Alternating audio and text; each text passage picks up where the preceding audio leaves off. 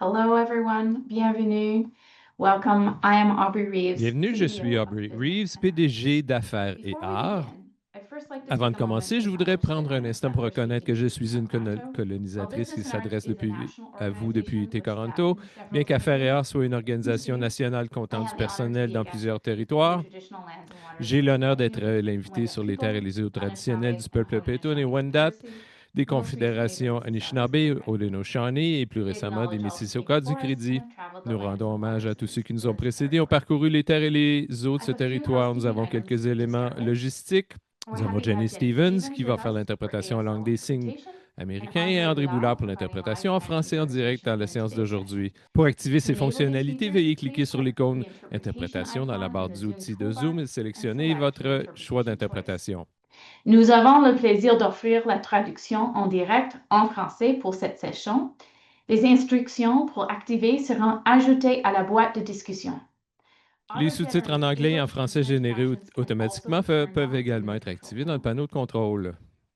Seuls nos intervenants invités et moi-même auront nos microphones activés aujourd'hui. Veuillez donc soumettre vos questions dans la boîte de questions-réponses. La séance est prévue pour 1 heure. Cette séance est enregistrée et sera diffusée dans quelques jours.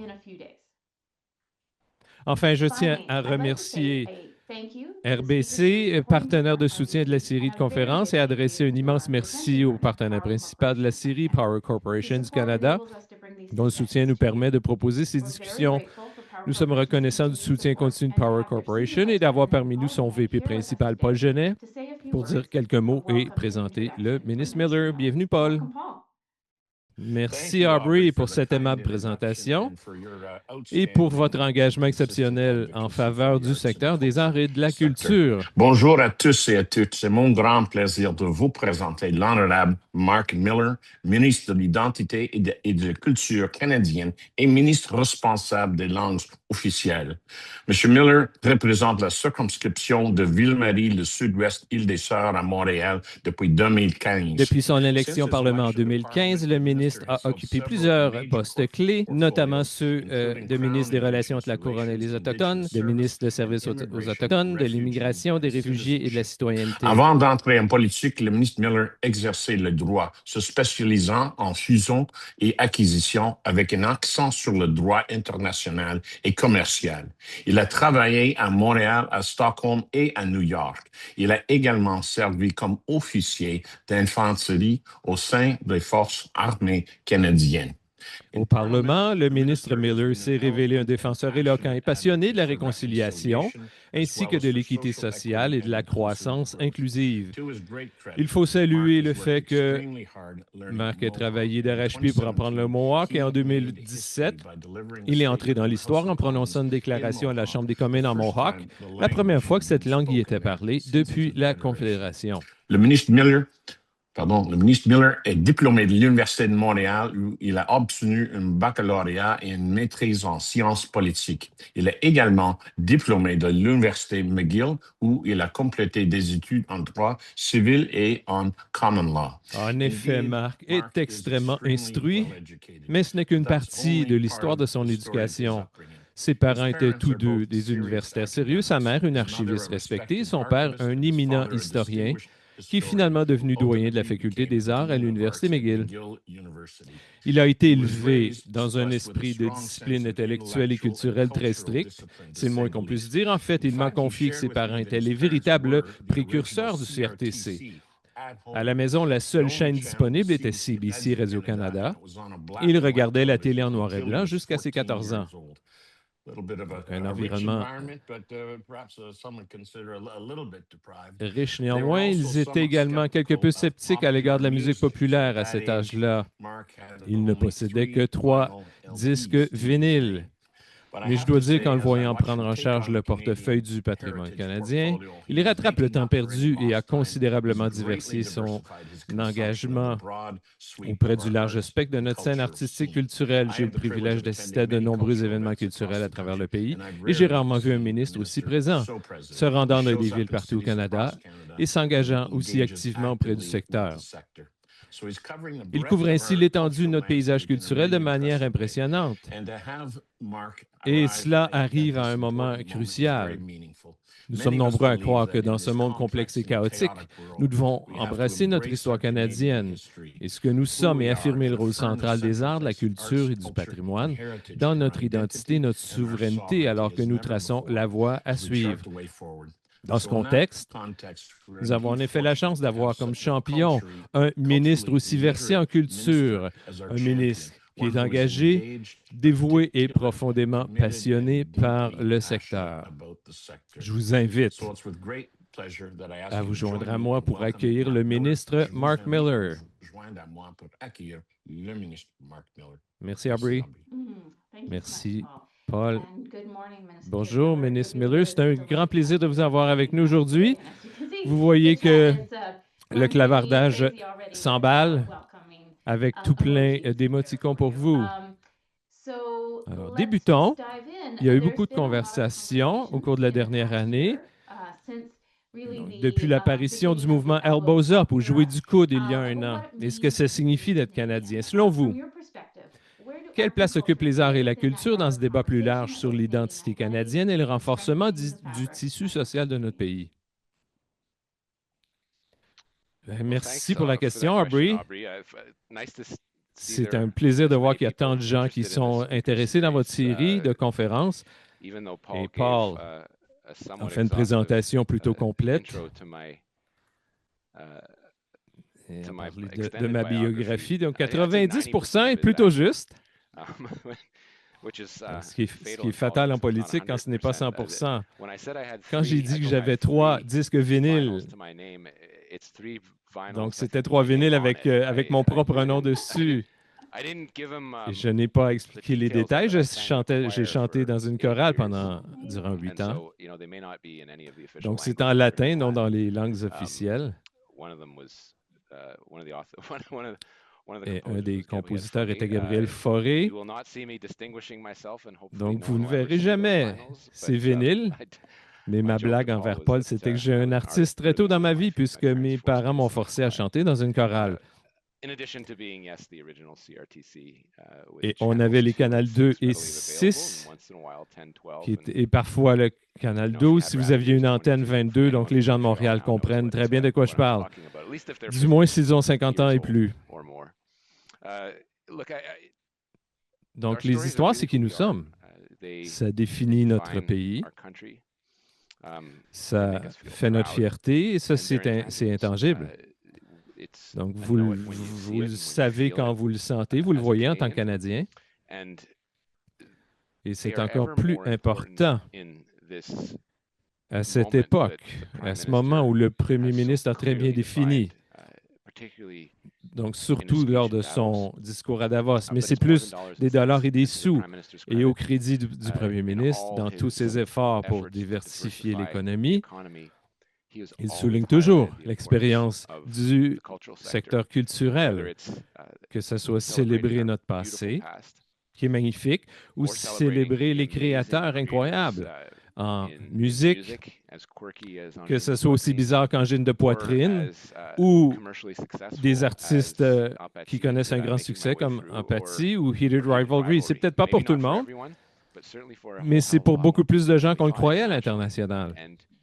Et oui, on consomme ça à l'interne, cette culture, mais on a aussi besoin de l'exporter. Et le reste du monde doit nous voir. Et je parlais à un ami tout récemment à New York. Et ce qu'il retient d'avoir écouté Heated Rivalry,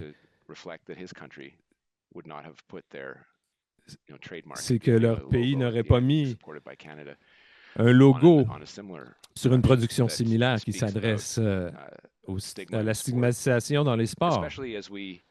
Surtout avec une telle histoire qui est romancée, mais aussi on fait face à nos propres défis. Et quand on parle d'exportation canadienne, et on l'a déjà dit, si une de ces émissions font en sorte qu'un jeune homme se sente en sécurité, donc ils vont peut-être envisager des choses qu'ils n'auraient jamais envisagées. Il faut réfléchir à qui nous sommes, et en tant que gouvernement, c'est sans grande surprise pour personne, surtout ici, qu'on n'est pas les gens les plus originaux, mais ce qu'on m'a dit à maintes reprises, c'est qu'il y a un instinct de confiance, il faut embrasser le risque avec le soutien financier, et le premier ministre a doublé de ce côté dans le budget. Et le travail actuel qu'on est en train de faire, c'est plutôt évident que c'est un aspect central des prochaines étapes pour nous assurer qu'on se défende, y compris l'utilisation de l'expression « elbows up » ou « jouer du coude ». Et pourtant, malgré une fierté nationale grandissante, nous vivons une époque de polarisation croissante. Je regardais récemment les données canadiennes du baromètre de confiance Edelman 2026 et ça a révélé qu'un état d'esprit insulaire constitue un problème croissant tant à l'échelle mondiale qu'au Canada. Et ça peut être un enjeu parce que ça déstabilise la confiance du public par rapport au gouvernement. Il y a eu des discussions sur l'importance des arts et de la culture pour l'engagement civique, entre autres. Selon vous, quel rôle les arts et la culture peuvent-ils jouer pour renforcer la confiance et combler les fossés tant au niveau local que fédéral? C'est drôle que vous mentionniez ceci, et je ne veux pas dénigrer les sondages parce qu'on le sent tous et toutes. Et surtout durant la pandémie de la COVID et à sa sortie. Donc, il y a des mouvements qui ont été créés qui sortaient de nulle part. Il y a eu de la polarisation. Donc, surtout dans les démocraties occidentales, mais aussi partout dans le monde. Il y a une tension entre les régimes autoritaires et ce qu'on voit. Donc, et on voit la démocratie comme étant l'idéal en termes de gouvernance. La genèse de ceci est plutôt complexe. Mais ce qu'on peut voir, c'est le fait que ça a été très chargé. Au cours des dernières années, surtout.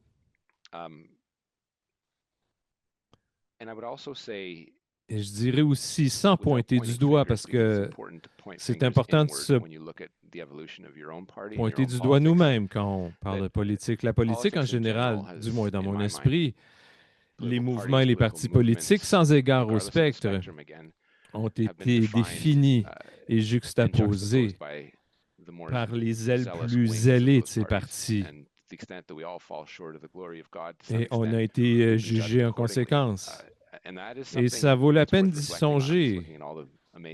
Donc, je vois les salutations dans le clavardage, c'est tout à fait incroyable. Et j'espère que tout le monde a l'occasion de les voir parce que ça fait chaud au cœur. Mais ma réflexion à travers tout ça, c'est qu'on est plus liés qu'on le pense. Et le rôle que je joue à ce moment précis, c'est un rôle que j'ai accepté en raison de ça, quand le premier ministre m'a demandé de servir une fois de plus. Donc, après avoir été en coulisses pendant quelques mois, et c'est sa prérogative, mais l'aspect d'unité nationale, il s'en préoccupe. Et ça peut s'exprimer donc de façon très distinctive. Il y a des préoccupations par rapport à des référendums, que ce soit au Québec ou en Alberta. Et il y a une certaine forme de polarisation. Et peut-être que ça a été forgé par sa propre expérience à travers le Brexit. Mais ça préoccupe le premier ministre et son gouvernement et ça devrait préoccuper. L'aliénation occidentale est un sentiment. Et si le gouvernement central ne l'aborde pas, on ne fait pas notre travail. Peu importe quel est votre point de vue sur l'indépendance au Québec, c'est rien de nouveau. Mais il y a des humains derrière ceci qui expriment ces sentiments et ces mouvements sont contagieux parfois. Si le gouvernement central n'avance pas pour aborder ceci, on ne fait pas notre travail. Et où est-ce que ça se traduit en art et en culture? Donc, ça souligne ces choses magnifiques qui nous unissent. Je suis un député et j'en suis très fier. Et c'est un endroit où il y a eu plusieurs victoires au cours des dernières journées. Donc, les Canadiens de Montréal, par exemple, qui sont maintenant l'équipe canadienne, c'est des choses qui sont petites mais immenses à la fois. Quand on voit un gars qui s'est rendu jusqu'à la Lune, et un homme qui est extrêmement éduqué, qui fait en sorte qu'on est fier pour la première fois dans une génération, c'est incroyable. Je repense à mon collègue Marc Garneau qui est décédé, qui a des écoles à son nom, mais qui était une personne très humaine, qui a rapproché les gens au Canada. Ça peut se faire à travers des systèmes du financement, quand on parle d'art et de culture, et différentes enveloppes de financement, mais en bout de ligne, c'est davantage exprimé à travers les gens et comment ils voient le pays et comment ils se voient eux-mêmes et comment on peut exprimer des rêves. Et c'est la raison pour laquelle j'ai accepté ce portefeuille, c'est parce que j'avais un petit moment dans le temps pour... C'est la raison pour laquelle je me suis embarqué en politique il y a quelques années. C'est pour changer le pays. Et un pays que j'adore. Et l'envoyer dans la direction qui reflète ce que les Canadiens me demandent de faire. Donc, il est clairement reconnu que le secteur culturel apporte une contribution non seulement sociale, comme on vient de dire, mais aussi économique. Lors de votre première semaine en poste, vous avez fait référence au rapport Métiers d'art de la Chambre de commerce du Canada, qui était commandé par Affaires et Arts en partenariat avec le Conseil des arts du Canada. Comment abordez-vous cette double dimension à la fois économique et sociale lorsqu'il s'agit d'élaborer des politiques et définir les investissements? Il faut les distinguer pour des analyses intellectuelles, mais c'est trop facile de les séparer parce que c'est interrelié. Les chiffres qu'on voit, que j'ai devant moi, ils ont besoin d'être examinés parce qu'ils varient énormément. Et en fonction des secteurs, ça peut varier de 64 milliards à 128 milliards, donc presque le double. Et c'est en fonction du secteur de l'industrie que vous examinez et le genre de multiplicateur que vous examinez. Qu'est-ce que ça signifie? On ne doit pas être sceptique pour autant, mais ça montre la tendance. Qu'est-ce que les investissements amènent? Ce ne sont pas tous les investissements qui ont un effet multiplicateur et on ne devrait pas s'attendre à ça toujours. Et ça ne devrait pas être une catégorie pour investir. Mais si vous l'ignorez, c'est à votre propre péril. Et pour chaque ministre comme moi, chaque personne comme moi, il y a des demandes qui vont au ministre des Finances, au premier ministre, et souvent des justifications sont requises. Si vous ne pouvez pas démontrer que si cet argent est bien utilisé, que ce soit en doublant, triplant, quadruplant, donc le rendement, la contribution au PIB, ou que ça démontre une forme d'objectif qui est clairement défini, alors c'est un échec dans votre travail. Donc, il y a des preuves tangibles que notre stratégie d'exportation peut s'améliorer.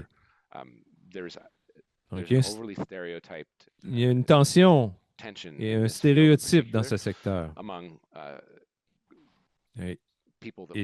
Donc, c'est des gens qui veulent se refermer sur eux-mêmes. Et donc, c'est souligné dans notre discussion à propos de l'intelligence artificielle. Je ne crois pas que ces discours sont justes, mais il faut éviter ces points de vue extrêmes et polarisés. Il y a un terrain d'entente, il y a un milieu. Si on ne le soutient pas correctement, ça ne générera pas les résultats que vous souhaitez obtenir. Notre stratégie d'exportation peut s'améliorer. Ce n'est peut-être pas culturel, mais les jeux EA font beaucoup d'exportations. C'est en Colombie-Britannique, mais c'est un générateur fier de revenus pour eux-mêmes, bien sûr, mais aussi pour le pays. Ce n'est pas le seul exemple. Mais il faut se servir de notre stratégie d'exportation. Il faut mieux le faire. On a eu du financement renouvelé pour cette stratégie d'exportation et on l'a utilisé pour amener le secteur culturel au Mexique et aussi on va... Donc, c'est 20 millions de dollars à chaque année, mais on peut le faire mieux parce qu'on voit certaines économies qui l'ont fait et qui ont montré leur pays au monde et ils ont eu beaucoup de réussite. Donc, un exemple qui a été bien analysé, peut-être un exemple surutilisé, c'est la Corée du Sud. Et on vient de signer une entente de production audiovisuelle avec la Corée du Sud. Et il y a des études, j'ai lu un article récent sur l'importance, donc de comparer Jurassic Park à l'industrie de l'automobile en Corée du Sud, et des études au Japon montrent que le travail qui se fait sur l'audiovisuel va augmenter leurs exportations dans le secteur de l'automobile. Ce n'est pas insignifiant. Et on ne devrait pas examiner ceci comme étant des items de luxe, mais c'est tout aussi important que l'industrie automobile et l'industrie de l'aluminium. Et ma réflexion là-dessus, et ma réponse est longue, mais il faut s'améliorer sur notre définition de ce que c'est, parce qu'il y a une tendance dans le secteur, c'est de le traiter de façon un peu plus diffuse. Donc, je pense que les jeux électroniques, les jeux vidéo peuvent tomber sous le parapluie des arts et de la culture et du patrimoine. Et on a vu des jeux récemment, donc qui sont des œuvres d'art. Je suis d'accord avec vous. Mais aussi, c'est un beau lien avec ma prochaine question. Donc, le Canada vit actuellement un moment privilégié sur la scène internationale. Vous avez parlé du discours à Davos, où d'autres puissances moyennes apprécient nos valeurs et cherchent à collaborer et à commercer avec nous. Les exportations culturelles canadiennes ont un rôle à jouer, comme vous venez de le dire, pour créer des liens et instaurer la confiance avec nos partenaires internationaux. Donc, l'énoncé économique du printemps a renouvelé la stratégie d'exportation. Donc, comment votre ministère donne-t-il la priorité à la diplomatie culturelle pour promouvoir les valeurs canadiennes à l'étranger? Je vais prendre le temps de répondre à ta question, Aubrey, en français. Oui, certainement. C'est important de réaliser, puis parfois on l'oublie, que des énoncés budgétaires, que ce soit dans la forme d'un énoncé, un budget en tant que tel, ou un énoncé de printemps ou d'automne, ce sont des documents qui, oui, certes, sont remplis d'informations économiques, mais ce sont des énoncés politiques du gouvernement, et que l'appropriation d'argent se fait à travers le cycle normal des affaires, à travers le Parlement. Donc, ce sont des documents qui montrent la vision du gouvernement. L'énoncé économique était un moment important de montrer aux Canadiens que nous faisons, oui, parce qu'il y avait des prévisions qu'on allait faire des déficits qui étaient plus forts, plus importants, qu'on a fait des réductions d'11 milliards de dollars prévues, et c'est grâce aux circonstances économiques, la bonne gestion du gouvernement. Le dernier budget, donc celui qui est le complément ou le document principal sur lequel repose l'énoncé du printemps, contenait des investissements historiques en art et culture, surtout avec le renflouement de beaucoup de fonds pour CBC Radcan, pour Téléfilm, bref, au-delà d'un demi-milliard de dollars, ce qui n'était pas rien, surtout dans un contexte où le gouvernement voulait se resserrer un peu la ceinture. L'énoncé économique du printemps fait 2 ou 3 choses. Pour le secteur journalistique, l'annonce d'un crédit d'impôt qui va s'élargir, qui va s'élargir de son volet initial qui couvrait notamment la presse écrite pour les journaux et l'audiovisuel et la radio-télévision. Ce qui est très important, c'était quelque chose qui était demandé dans le domaine par souci d'équité depuis fort longtemps.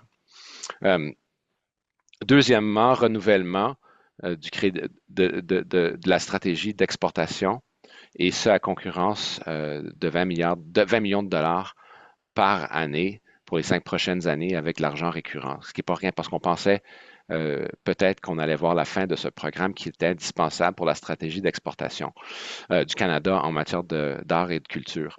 Ce que j'ai demandé à mon équipe, c'est de regarder le programme en tant que tel, regarder comment il a été opérationnalisé durant ces dernières années, si on a été, par exemple, un complément avec le département des Affaires étrangères, est-ce qu'il fallait faire les choses à nous seuls? Il y a des efficacités qu'on peut réaliser en jumelant nos efforts, évidemment, avec les missions économiques que fait le département des affaires globales, mais aussi un motif potentiellement d'accompagner certains gens qui veulent exporter à d'autres pays de façon concertée, de s'assurer que le gouvernement les appuie.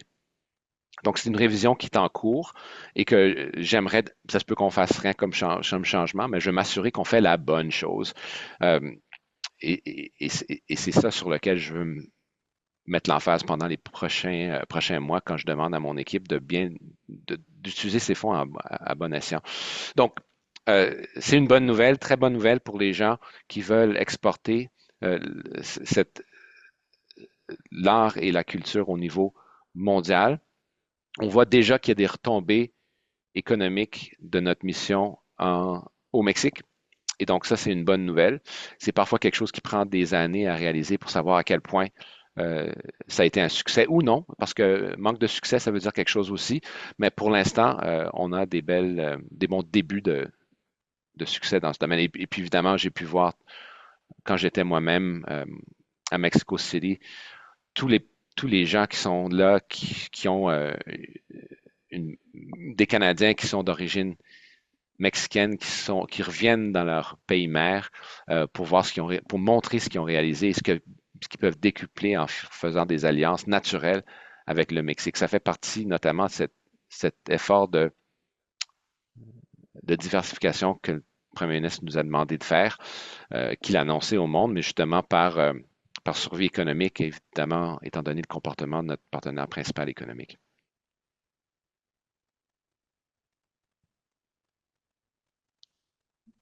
C'était ma réponse. OK. Excellent. Vous avez parlé du sommet sur l'intelligence artificielle. Il y a eu un sommet sur l'IA en mars. Donc, il a réuni certains leaders des arts et aussi de la technologie, du gouvernement et des gens du milieu universitaire.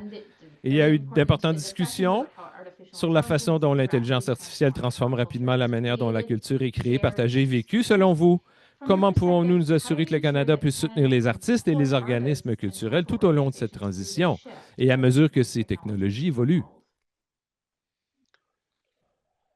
Well, I think first, it's hard to have an unsuccessful conference in Banff. D'abord, on a eu une conférence à Banff et c'est dur de manquer son coup à Banff parce que c'est un endroit tout à fait magnifique. Et ça nous a bien inspiré, ça a réuni des gens pour parler d'un avenir incertain. Et c'est ce que l'IA amène dans cette conversation. J'ai sans doute sous-estimé ceci parce que je sais que je travaille bien avec mes collègues, mais il y a une tension de longue date entre le ministère classique du patrimoine et Industrie Canada. Le ministère de l'Industrie, il y a des intérêts concurrents, bien sûr, ne soyons pas naïfs, mais c'est important que le ministre Salmon et moi soient sur la scène. Donc, c'est important qu'on chante le même air, non pas parce qu'on nous le demande, mais parce qu'on y croit. Il faut également admettre qu'on n'a pas toutes les réponses.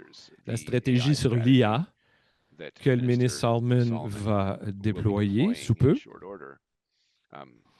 ça doit reconnaître l'aspect éducationnel. Et les gens doivent savoir ce qui est devant eux et les outils disponibles pour qu'on puisse se servir de ce moment. Le scepticisme du Canada, et encore une fois,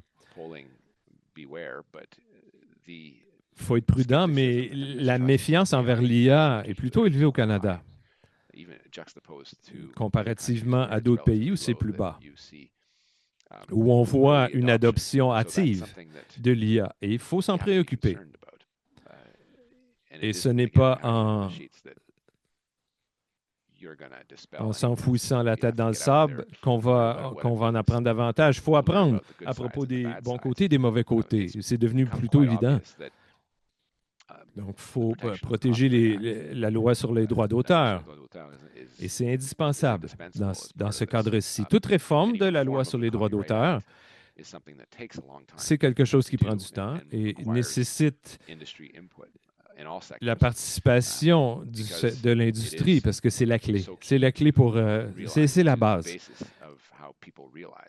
De reconnaître la valeur de ce secteur et d'autres secteurs.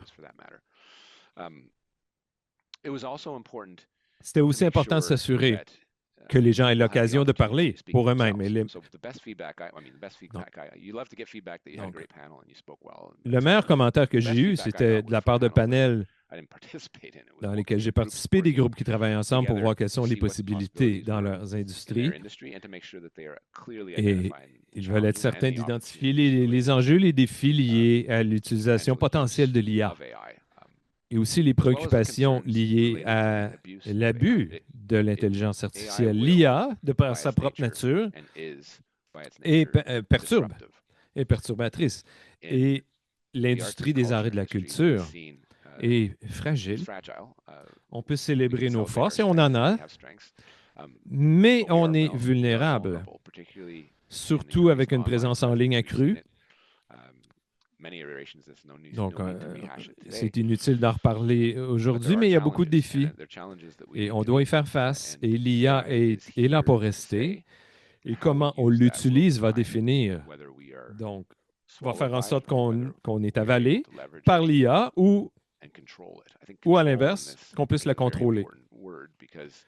Et si on manque de contrôle, on va être dépassé par l'IA. Donc, une conférence ne crée pas une stratégie qui va réussir, mais c'est important de réunir deux ministres, ceux qui sont le plus impliqués, sur comment on aborde l'IA au cours de la prochaine décennie et travailler ensemble pour s'assurer qu'on se parle et qu'on écoute les mêmes personnes qui, dans certains cas, sonnent l'alarme et dans d'autres cas, montre les possibilités énormes qu'on peut atteindre avec l'utilisation appropriée de l'IA.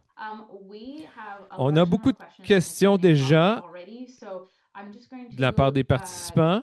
Donc, je vais vous poser ma dernière question et ensuite, on va se tourner vers l'auditoire. Donc, enfin, d'un point de vue plus général, qu'est-ce qui vous donne confiance ou vous rend optimiste quant à l'avenir des arts et de la culture au Canada? De quoi avons-nous le plus besoin? Comment les dirigeants présents à la séance d'aujourd'hui peuvent-ils contribuer à maintenir cette dynamique? Aubrey, tout le monde que je rencontre m'accorde leur confiance. Donc, les Canadiens m'accordent la confiance. Donc, il y a de l'excellent travail qui se fait. Parfois, on ne le réalise même pas en tant que Canadien qu'on brille sur la scène mondiale et c'est très inspirant. Il faut se demander, comme politicien, quel est le rôle du gouvernement dans tout ça, et dans le soutien et dans le financement. Est-ce que l'utilisation est justifiée? Si on ne pose pas ces questions comme politicien, on ne fait pas notre travail. Mais il y a beaucoup de gens immensément talentueux et souvent qui n'ont pas le soutien qui leur est dû. Et ils n'obtiennent pas le soutien qui leur est dû de la part du gouvernement fédéral. Et il y en a d'autres. Il y en a d'autres qui utilisent très bien l'argent de façon incroyable. Et c'est aussi une industrie, et je le vois en parlant des collègues et en parlant à des Canadiens et des Canadiennes, le rôle du gouvernement canadien est souvent mal compris.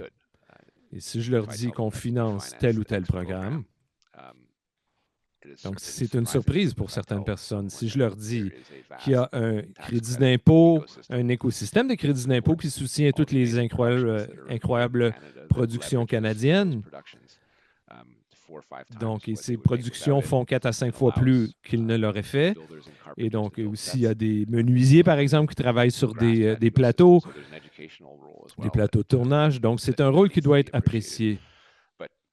Mais l'avenir, oui, il est incertain, mais je suis convaincu qu'avec le premier ministre qu'on a et la stratégie que nous avons, on peut s'élever à ce moment-ci.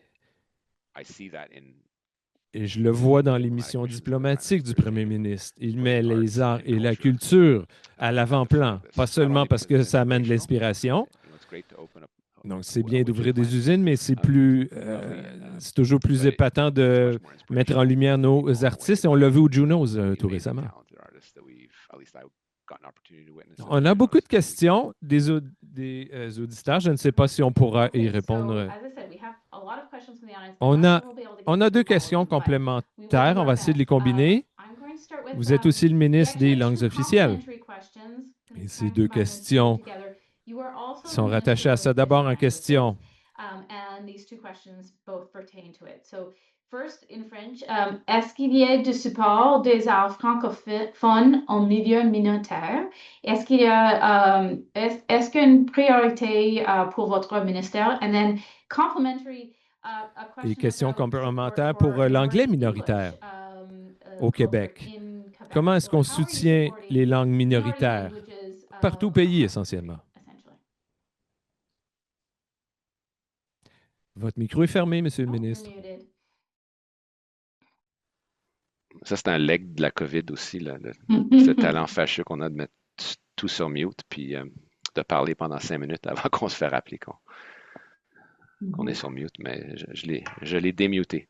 La réalité, c'est oui, c'est vrai, je suis le ministre des langues officielles et donc responsable de la stratégie sur le bilinguisme qui a déployé des sommes historiques, 4 milliards à concurrence de 4 milliards de dollars. Il y a très souvent, donc, qui dit stratégie sur les langues officielles, dit aussi les investissements dans les communautés minoritaires francophones à travers le pays.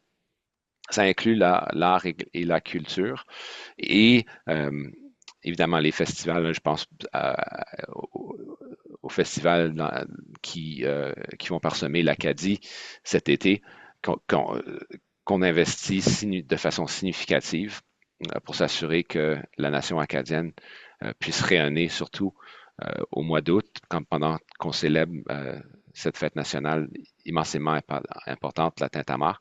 Donc, ça se limite pas nécessairement à ça, mais c'est un exemple concret de ce qui est déployé à travers 2 enveloppes. Évidemment, quand je mets mon chapeau de ministre du patrimoine, évidemment, il y a des investissements qui sont ciblés justement par mon département dans le milieu culturel pour appuyer, que ce soit des théâtres ou autres. Et il ne faut pas l'oublier parce que ça va prendre une part plus importante de la discussion dans les années à suivre. Le ministre de l'Infrastructure qui va continuer d'investir dans des installations culturelles et parfois, justement, pour les langues, que ce soit un théâtre ou autre culturel. Donc, ce n'est pas un scoop, mais je vais annoncer un investissement pour le Théâtre Centaure à Montréal. Donc, ce n'est pas exclusif à une des langues officielles, mais les deux, mais c'est tout à fait important de notre identité. Si vous n'avez pas de théâtre ou de centre culturel, tout ça est très important. Comme on le sait tous et toutes, on est dans le réexamen de l'ACUM. Qu'est-ce que le gouvernement va faire du côté de l'exemption culturelle? C'est essentiel pour protéger nos espaces politiques. C'est aussi vital de mettre à jour la définition. Donc, pouvez-vous commenter à cet effet? Le son a coupé. Oui, la question est la suivante. Donc, l'engagement pour garder l'exemption culturelle de l'ACUM. Donc, cette négociation sur l'ACUM est la raison pourquoi on protège la culture. Donc, l'exemption culturelle, ce n'est pas négociable. Il y a des moments où on doit investir. Donc, les mesures qu'on a entreprises pour protéger le contenu canadien ne sont pas discriminatoires, c'est ce qu'on pense.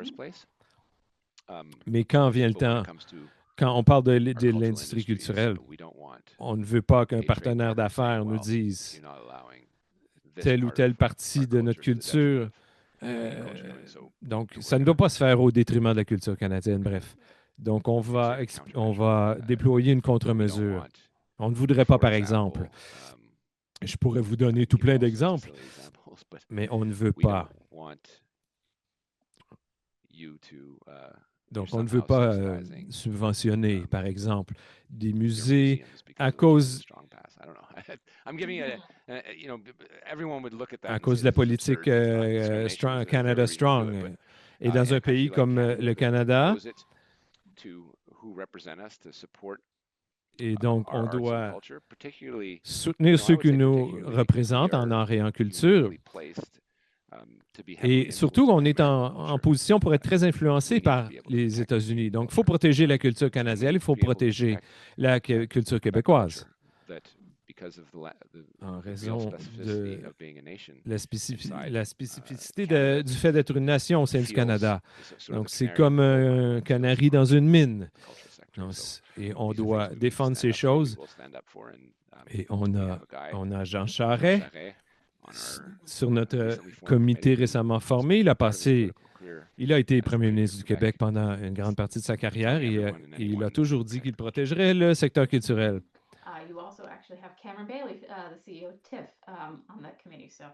Et on a aussi quelqu'un de notre équipe sur ce comité. On va poursuivre la discussion. Le gouvernement veut augmenter le commerce interprovincial, mais quel genre de politiques peuvent être mises en place pour mieux soutenir la distribution de contenu culturel, par exemple des expositions, donc pour partager notre culture dans ce grand pays? Puis je pense que c'est une très bonne question dans la mesure où je pense qu'on peut en faire davantage. Il y a cette impression dans le domaine qu'il y a encore deux solitudes. Il y en a peut-être à un certain niveau entre la culture anglophone et la culture francophone. Dans la mesure où la culture est définie par la langue, c'est pas surprenant qu'il puisse encore se créer des impressions que nous sommes un pays qui est, dans le secteur des arts, surtout séparé ou distingué par deux solitudes qui ne se parlent pas. C'est pas exactement la réalité. On a juste à regarder justement l'importance de la culture québécoise mise de l'avant par Jacob Turney dans Heated Rivalry, justement. Ben, j'en parlais. La musique qui a été mise de l'avant, c'est incroyable. Puis c'est un genre de fusion qui se fait très, très bien et de façon peut-être même pas perçue. La réalité qui est vraiment tout autre des perceptions, je ne veux pas la nier non plus. Je pense qu'on peut faire un effort supplémentaire de s'assurer que nous exportons aussi à l'intérieur de notre pays. Tout le monde peut consommer la culture acadienne. C'est une des revendications, justement, dans la réforme potentielle de CBC, Radio-Canada, c'est surtout de certains gens qui parlaient des radios régionaux, c'était de s'assurer, oui, qu'il y avait des radios régionaux, puis dans le cas que je vais donner, des radios acadiennes, que le reste du Canada puisse en profiter, puisse entendre les voix acadiennes, leurs accents, leur point de vue, leur façon de vivre chez eux. Ça, c'est c'est un très bon exemple. You know, je peux être plus ou moins intéressé dans ce qui se passe à cause de mes propres intérêts, de mes intérêts chez d'autres provinces, mais il y a peut-être d'autres gens qui le sont. Donc, vous souhaitez peut-être entendre une émission de radio du nord de l'Alberta ou des voix autochtones qui n'ont pas été suffisamment entendues. Donc, c'est une réelle occasion. Donc, on doit continuer de soutenir et d'élever. Un exemple de ceci, donc, qui m'a été mentionné, c'est l'importance de Canada Strong. On veut amener davantage d'enfants dans les musées, et surtout à une époque où on essaie d'éloigner les enfants de leur téléphone. Donc, on veut profiter de nos parcs nationaux, on veut prendre nos vacances au Canada. Et on veut s'assurer que nos enfants visitent nos musées qui ont besoin de ces visiteurs.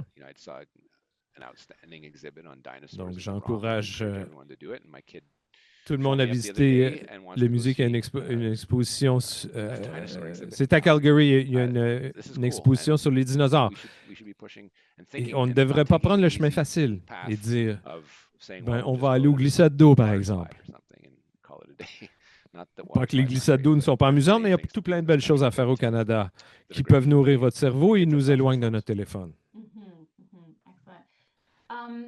Monsieur Miller, on a vu des disparités entre de grandes institutions artistiques et des plus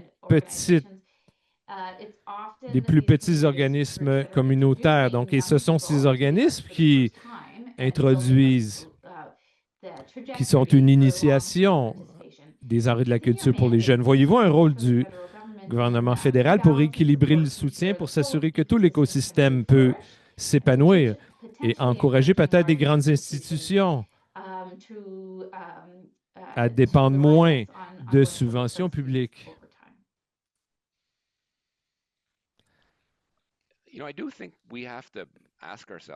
Oui, il faut se demander si on a besoin de soutien du fédéral, si on fait de l'argent.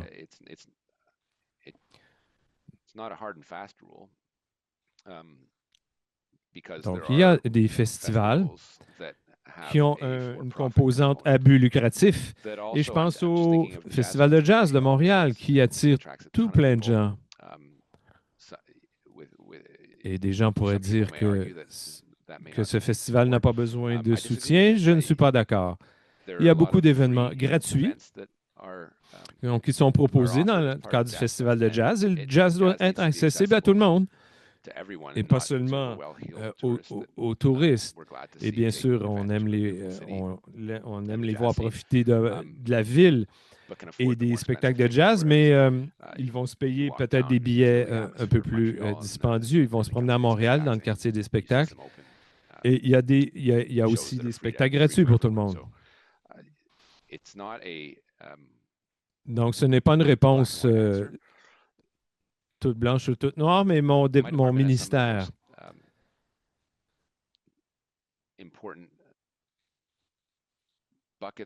donc, mon ministère a des poches de soutien financier pour différents organismes. Mais ce n'est pas aussi facile de traiter avec les petites organisations, mais il faut prendre le temps et le soin de le faire. Donc, je ne suis pas en désaccord avec la prémisse. Je devrais l'examiner davantage. Ce ministère, comparativement à d'autres, finance énormément de petits projets partout au pays. Et j'étais à Iqaluit il y a quelques semaines. Et j'ai vu quelqu'un qui enseignait les langues à partir de la maison. Et il y a des aspects culturels qui disparaissent au fil du temps. Et chaque dollar compte. Et ça doit se poursuivre. Mais j'ai toujours la volonté d'examiner cette prémisse. Je ne suis pas toujours d'accord, mais il faut y songer tout de même. Il faut voir où va l'argent.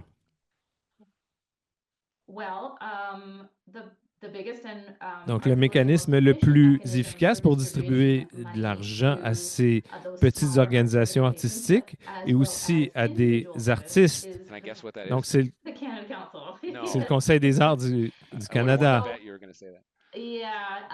Donc, on a une question de la coalition. Est-ce que le gouvernement va augmenter le financement du Conseil des arts dans le cadre du prochain budget? J'encouragerais davantage ces questions. Je ne suis pas contre du tout. Si j'avais le choix, donc je financerais le Conseil des arts. Le travail qu'il fait est incroyable. N'ignorons pas l'impact du Conseil des arts. Est-ce que ça suffit? Donc, je ne serai pas présomptueux, je ne dirais pas que c'est le cas, mais j'aimerais qu'il y ait plus d'argent qui est vers le Conseil des arts. Donc, je ne peux rien promettre, mais ça serait... Donc, j'ai du travail à faire pour voir qu'est-ce qui peut être fait. Comment on le fait, c'est tout aussi important. Est-ce que c'est juste pour tout le monde au pays? Ça, c'est aussi une autre question qu'on doit se poser. La raison pour laquelle le Conseil des arts fait un si bon travail, c'est parce qu'il est indépendant. est composé d'un excellent groupe de personnes qui s'assurent que ça se rende aux bonnes personnes. On parle d'institutions, mais en bout de ligne, on parle de personnes. Et ça, c'est ma plus grande préoccupation. Est-ce que les gens reçoivent l'argent qu'ils méritent et pour laquelle ils travaillent si fort?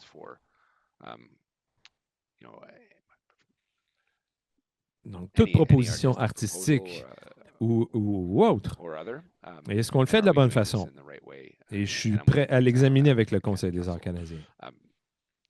Mais les fonds sont indispensables, je ne le nierai pas, mais je ne peux pas vous offrir cette satisfaction aujourd'hui, à part le fait de dire que j'aimerais que l'argent s'y rende, mais c'est une discussion que je dois avoir avec le Premier ministre, le ministre des Finances aussi. Mais aussi, je suis en compétition avec d'autres ministres qui ont tout plein d'autres priorités. Oui, on comprend qu'il y a beaucoup de négociations au sein du gouvernement pour en arriver à ce type de soutien. Durant l'énoncé économique du printemps, on s'est concentré sur les métiers spécialisés et donc pour construire des maisons ou d'autres types d'infrastructures. On a une question ici sur le fait qu'il y a beaucoup de métiers du côté des arts. Donc, il y a tout plein de gens en coulisses qui travaillent. Donc, ces métiers sont critiques pour s'assurer qu'on ait les talents pour produire nos produits artistiques. Donc, pour ici au Canada et pour les gens à l'extérieur. Donc, est-ce qu'on a une façon de soutenir ces enjeux en termes de main-d'œuvre? Aubrey, l'intention des fonds qui ont été annoncés dans l'énoncé du printemps, c'est de s'assurer. Donc, on offre un soutien. Donc, pour que les gens puissent améliorer leurs habiletés professionnelles, et ça comprend.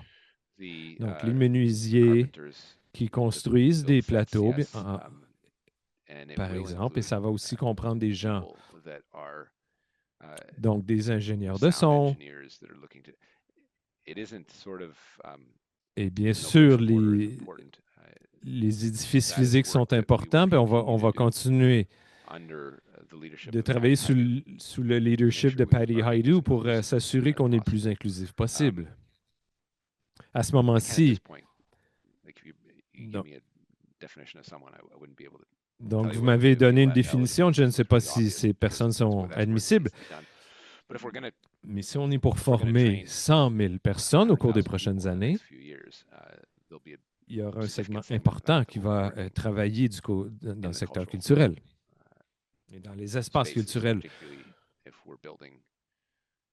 Surtout si on construit des théâtres et des amphithéâtres qu'on cherche, qu'on vise à construire, ou des centres culturels qui sont distincts des installations sportives. Donc, on va avoir besoin de spécialistes qui veulent améliorer leurs habiletés. Donc, c'est plus de soutien de notre part, mais aussi, en bout de ligne, ces gens-là font plus d'argent. Donc, excellente nouvelle. Malheureusement, c'est tout le temps qu'on avait pour aujourd'hui. Un immense merci au ministre Mark Miller de s'être joint à nous aujourd'hui, d'avoir partagé les priorités du gouvernement et d'avoir apporté des réponses réfléchies aux questions de notre public. On est très reconnaissant d'avoir pu assister à cette transparence et cette collaboration avec notre secteur. C'est un excellent départ de vous avoir dans ce rôle. Merci aussi à nos interprètes, Jenny Stevens et André Boulard. Un grand merci à Paul Jeunesse d'être joint à nous, ainsi qu'à Power Corporation du Canada, partenaire principal de la série conférence Affaires et Arts. On veut aussi remercier notre partenaire de soutien RBC. Et enfin, merci à tous ceux qui se sont joints à nous aujourd'hui. Merci pour vos questions, vos commentaires dans le clavardage. Si vous souhaitez en savoir plus sur les programmes et événements d'affaires et arts, rendez-vous sur notre site web businessyandarts.org pour plus d'informations ou suivez-nous sur les réseaux sociaux. Merci beaucoup et passez une excellente journée. Merci tout le monde. Thanks everyone. Merci. Merci beaucoup. Au revoir.